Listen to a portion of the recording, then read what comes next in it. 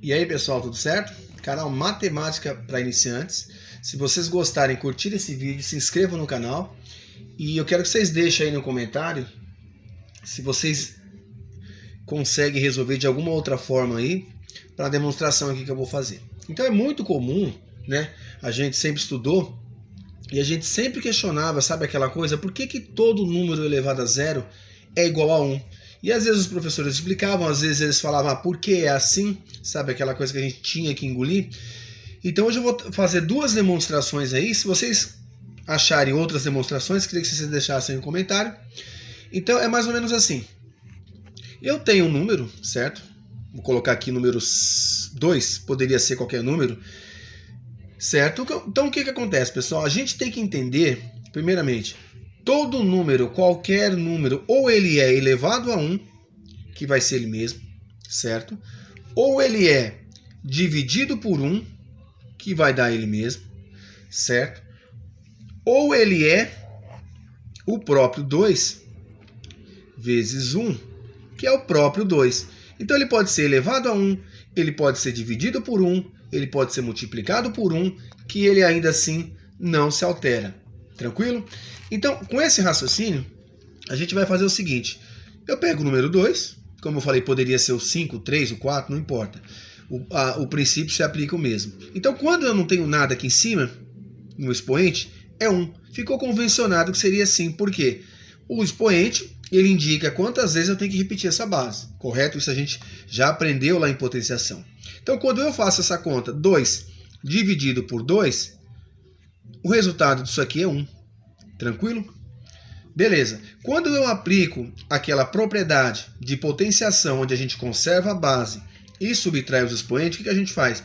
A gente conserva a base, que é 2, subtrai quem? Os expoentes, né? 1 menos 1 dá 0. Então, 2 elevado a 0 tem que ser 1. Por quê? Porque ele vem daqui, dessa propriedade. E aí, eu falo para vocês que a gente pode provar isso de outra maneira. Exemplo, a gente tem um número aqui, ó, número 2, o número 32, né? Então, 32, pessoal, nada mais é que 2 elevado à quinta. Correto? Porque 2 vezes 2 vezes 2 vezes 2 vezes 2 dá 32. Beleza. Se eu dividir esse 32 por 2, por que 32? Porque seria a base, certo? Daria o quê? 16. E a gente sabe que 2 vezes 16, que 16 é 2 à quarta, certo? Se eu dividir esse 16 por 2, vai dar 8. E a gente sabe que 8 é 2 elevado à terceira. Então o que vocês reparem? Olha que coisa interessante que está acontecendo aqui. À medida que eu vou dividindo isso aqui por 2, eu vou diminuindo aqui o expoente. Aqui era 5, caiu para 4, caiu para 3, e aqui era 32 dividido por 2, deu 16, que eu dividi por 2, deu 8. E eu vou fazendo o mesmo processo. 8 dividido por 2 dá 4, certo? E 4 nada mais é que 2 elevado a 2. Pego o mesmo processo, 4 dividido por 2 dá 2. 2 é a mesma coisa que 2 elevado à primeira. Tranquilo? Eu divido 2 por 2 de novo, que vai dar 1.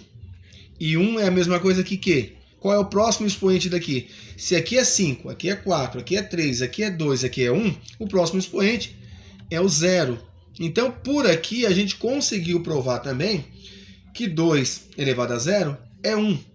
Tranquilo? E se eu continuar dividindo isso aqui, pessoal, dividindo 1 por 2, fazendo o mesmo processo, dá 0,5 ou 1 meio. E qual seria o próximo expoente aqui? Já que aqui é 5, 4, 3, 2, 1, 0, e aqui começa menos 1, certo? 2 elevado a menos 1. E aí que vem aquela história que toda vez que eu tenho um expoente negativo, o que eu faço? Aqui não tem nada nessa base, esse denominador, a gente entende que é 1, porque eu falei para vocês que todo número é uma fração, todo número é dividido por 1, certo? O 2 está dividido por 1, elevado a menos 1. Então, se eu aplicar aquela propriedade, onde quando eu tenho um expoente negativo, eu inverto o numerador, o denominador para o numerador, e esse numerador coloco aqui, e troco o sinal do expoente, eu vou cair nisso aqui, ó. Se eu fizer esse mesmo processo, eu vou fazer o seguinte, inverter, vai ficar 1 sobre 2, elevado a quem? Ao expoente 1. Aqui eu não preciso pôr nada, já que é 1, voltou ao que era antes. E se eu continuar fazendo esse processo infinitas vezes, eu vou reparar que eu vou ter um expoente negativo, que se eu aplicar isso aqui e inverter como eu fiz aqui, eu vou cair sempre nesse número. Entendeu? Esse foi um vídeo mais conceitual para a gente entender da onde as coisas vêm, né? Na matemática nada é por acaso, nada é inventado, as coisas têm um porquê. Então quando você perguntar alguma coisa aí para o seu professor e ele falar com essa história, é porque é assim, não. Certo? Questione, porque as coisas não são assim. A matemática nada mais é que uma constatação de coisas que a gente faz no nosso dia a dia, que através dos números a gente consegue provar. Beleza? Espero que vocês tenham gostado do vídeo aí. Até a próxima.